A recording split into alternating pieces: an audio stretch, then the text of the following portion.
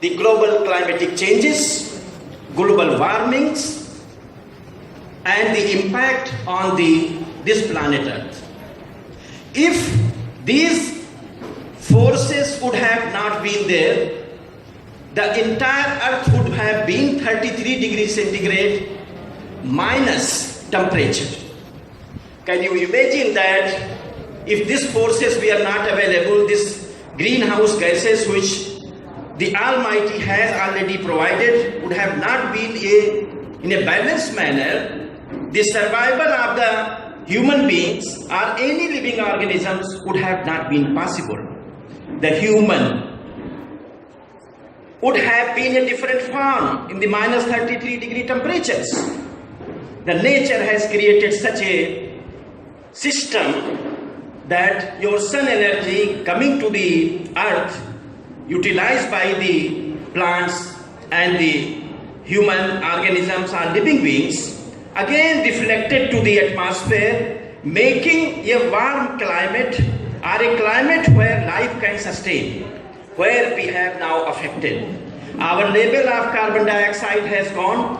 It was 260 part per million in 70s, 17th century. Now it is more than 370 to 400 part per million.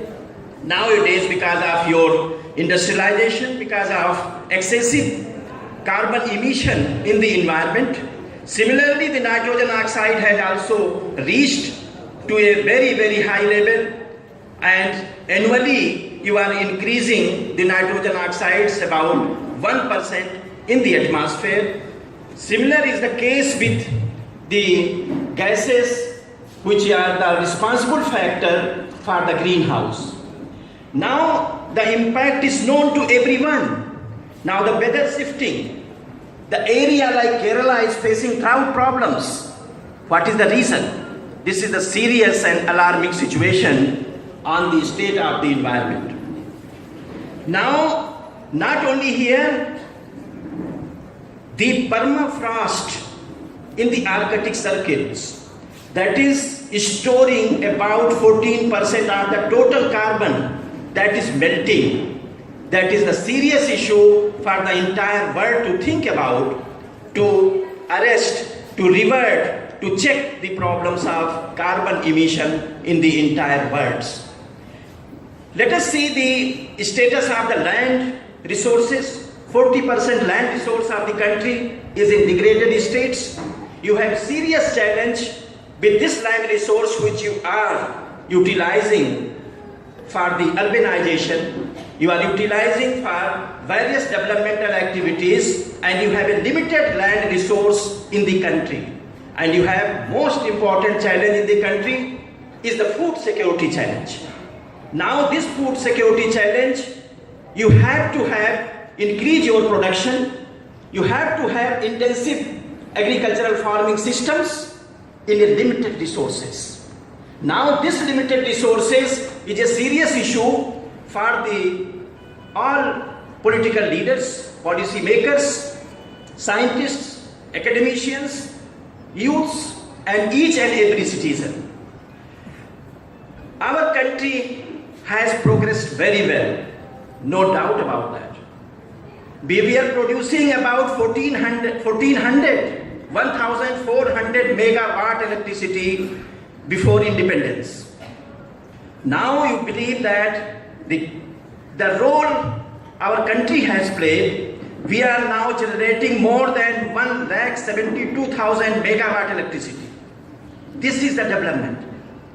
Again, we need about 2,50,000 megawatt by 2020, and for that you have to tap your natural resources, maybe the wind energy, maybe the solar energy, hydropowers, because today we have the maximum output and contribution in the energy front is from the thermal as well as the hydropower.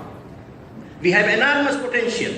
So we have to think over the food security challenge of the nation, the energy security of the nation, the biodiversity security of the nation.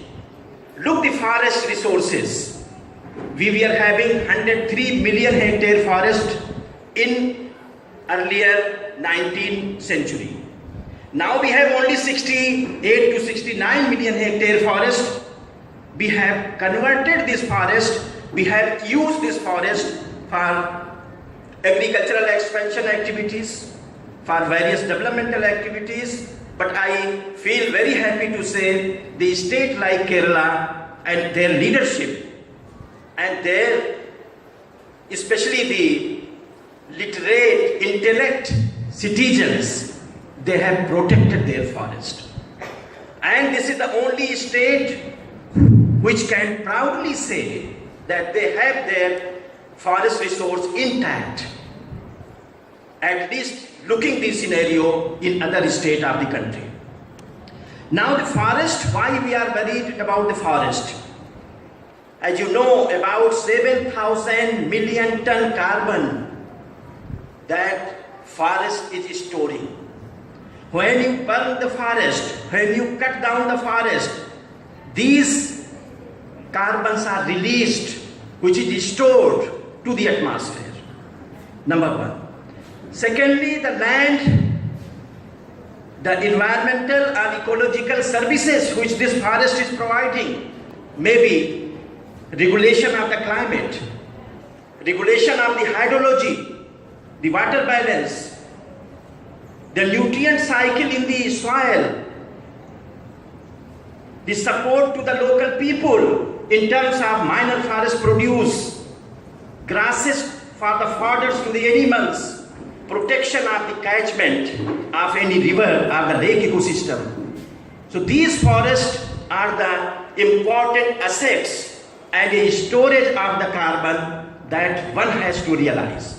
Time has to come that we have to protect our forest. Looking the scenario of afforestation or the plantation, it is very, very alarming situation. We don't have any forest to show to the people except some plantations which we can see here, rubber plantation or eucalyptus plantation to other areas. We have not created any natural forest-like things so far. That is an alarming situation. Now, if you see the important resource of the environment, that is the water, which I would like to share with you.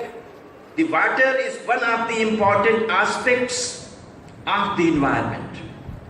The survival of civilization depends upon the water, depends upon the rainfall. And the situation in this country is very alarming. We have 20 river basins in this country. And these river basins like Krishna, Kaveri, Godavari, Narmada, Ganga, Jamuna, Brahmaputra, and Meghna systems. Now these 20 river basins, almost 90% of the basin are having serious problems of water scarcity, water quality, and water quantity.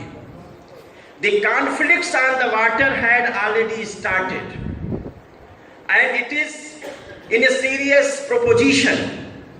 You can think the sharing of water between the different countries, the rivers which is passing to other countries, maybe Indus, maybe the Barak Basin with the Bangladesh. So we have serious conflicts on the water for the international rivers. Not only the international rivers, with the national rivers, we have conflicts between the regions. We have conflicts between the states. We have the conflicts at the level of the basin. We have the conflict at the level of communities, within the communities. So the water riots had started in various parts of the country.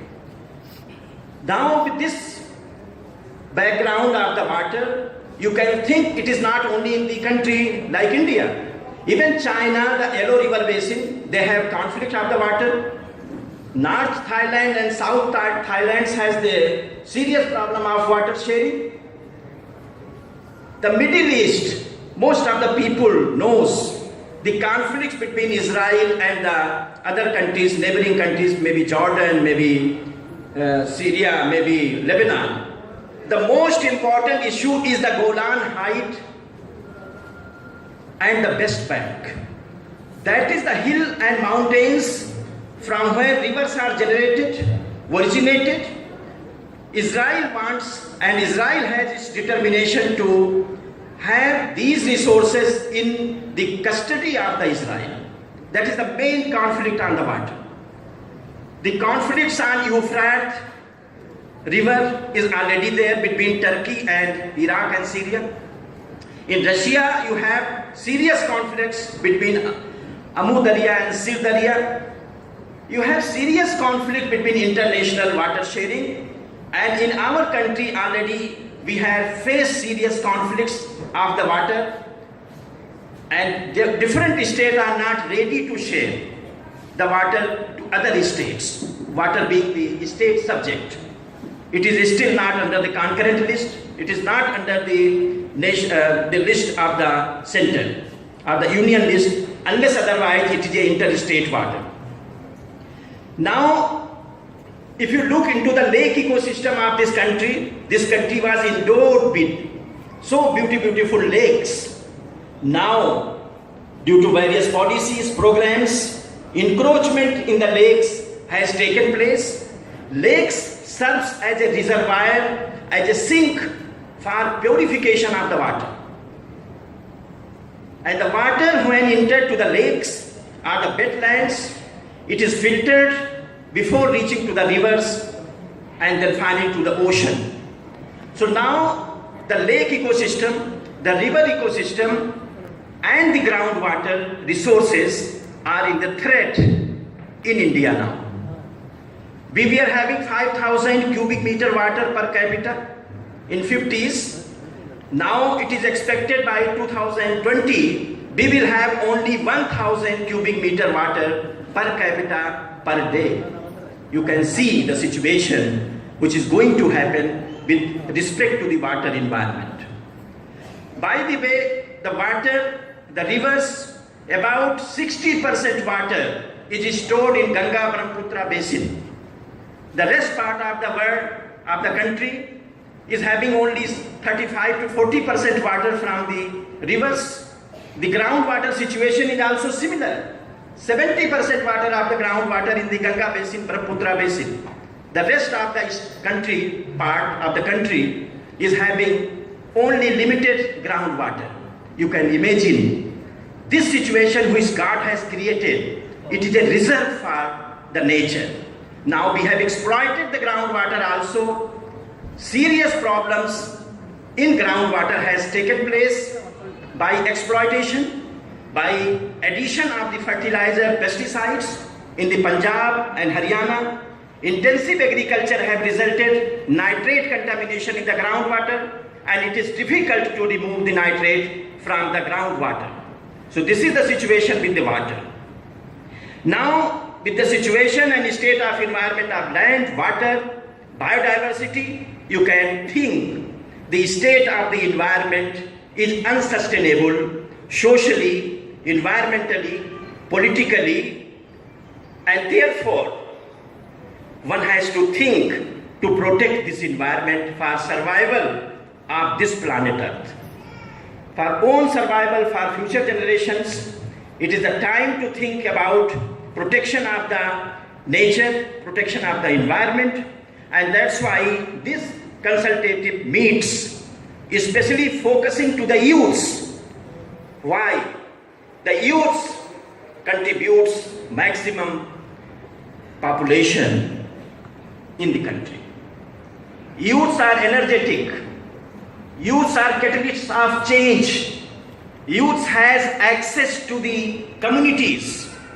The community accept what youth says to the community.